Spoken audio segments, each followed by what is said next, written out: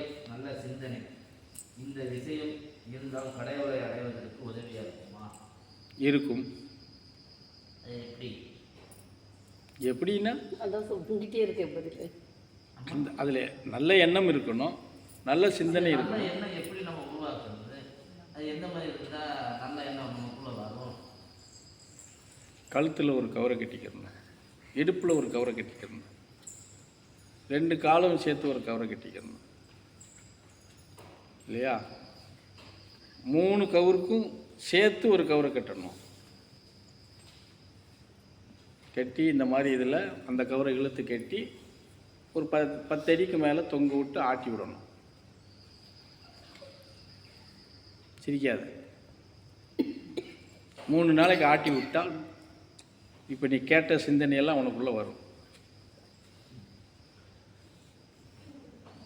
தெரியாமல் கேட்கறீங்க, அப்படி பண்ணாதான் அது வருமா?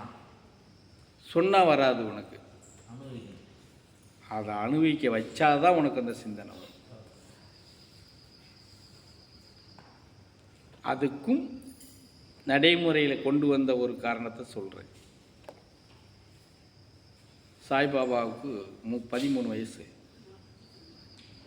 ஒரு இடத்துலேருந்து இன்னொரு இடத்துக்கு பேர்ந்து போகிறாரு. அங்கே அவருக்கு மனசுக்கு பிடிச்ச ஒரு குருவை சந்திக்கிறாரு.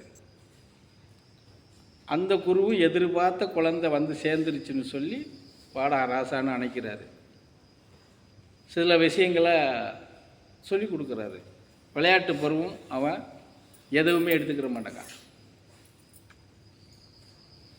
அப்போ என்ன செய்கிறாரு, வாயா ராசான்னு கூட்டிகிட்டு போகிறாரு. அவங்க ஊருக்கு பக்கத்து, அவங்க வீட்டுக்கு அடுத்தே ஒரு அடுத்தடுத்து நமக்கு கவனிக்கிறது மாதிரி ஒரு கிணறு இருக்குது 20 கசத்தில். சடக்குன்னு பிடிக்காரு, கால் 2ம் கட்டுறாரு, கை 2ம் பின்னாடி கட்டிடுறாரு. கிணத்துக்குள்ளே மடமடன்னு இறக்கிறாரு, தலைகீழ கட்டி தொங்க விடுறாரு.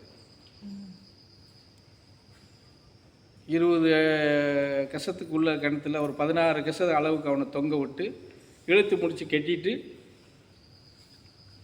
3 நாளைக்கு உனக்கு இதுதான், நீ உயிரோடு இருந்தால் நான் வந்து பார்க்குறேன் அப்படின்ட்டு அவர் வாட்டுக்கு போயிடுறாரு.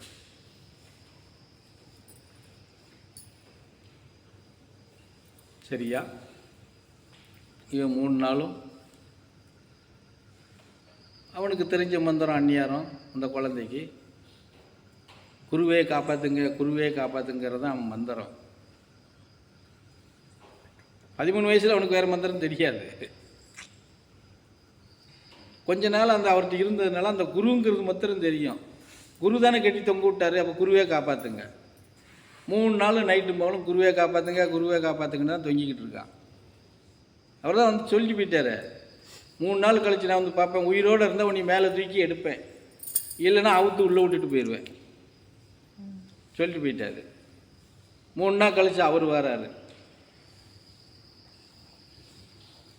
சரியா? அவங்க குரு, அவருக்கு சாய்பாபா குரு, அவங்க குரு பேர் வந்து பத்மாச்சாரின்னு பேர் அவருக்கு. அவர் வந்து பத்மாச்சாரி, வர்க்க ரீதியாக வந்து செட்டியார். ஆனால் அவருக்கு குழந்தை கிடையாது, குருவாக இருக்கிறவருக்கு. எப்படி? குழந்தை கிடையாது.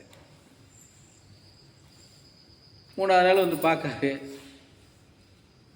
இவர் அப்படியே ஆடிக்கிட்டு குருவே காப்பாற்றுங்க, குருவே காப்பாற்றுங்க, குருவே காப்பாற்றுங்க. 3 நாள் ஒரே சவுண்டு வராது இல்லையா, கொஞ்சம் கொஞ்சம் குறைஞ்சிடும். 3ஆவது நாள் குருவே காப்பாற்றுங்க, குருவே காப்பாற்றுங்கன்னே தொங்கிக்கிட்டு இருந்திருக்காரு. பார்த்துருக்காரு. சரி, குழந்தை நிற்கிறான்டா அப்படின்னு வெளியே இருக்காரு.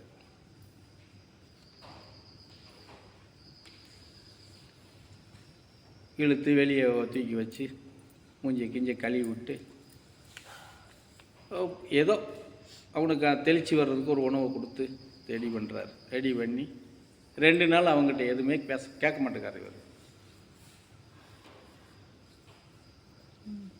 3ஆவது நாள் காலையில் எழுந்திரிச்சு ஏதோ சாப்பிட்றத சாப்பிட்றாங்க. சாப்பிட்டு அவர் இப்படி ஒரு திண்ணையில் உட்கார்றாரு, இவன் திண்ணை கீழே உட்கார்றான். குருவே நான் ஒன்று சொல்லட்டுமா அப்படின்னு கேட்குறான். சொல்லியா அப்படிங்கிறார்.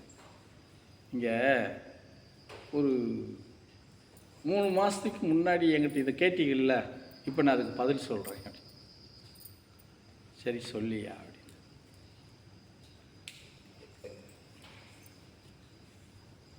குரு வார்த்தைக்கு மறு வார்த்தை பேசக்கூடாது. என்ன குருவே அப்படின்னாங்க.